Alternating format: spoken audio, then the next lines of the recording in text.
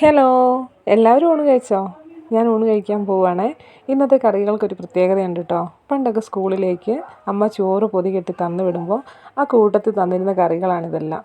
ഇത് കൂട്ടാനുള്ള ആഗ്രഹം കൊണ്ട് ഞാൻ അമ്മേനെ കൊണ്ട് ഉണ്ടാക്കിച്ചതാണ് കേട്ടോ. ഇത് ഉരുളക്കിഴങ്ങ് തോരനാണ്, നല്ല തേങ്ങയൊക്കെ ഇട്ട തോരന്.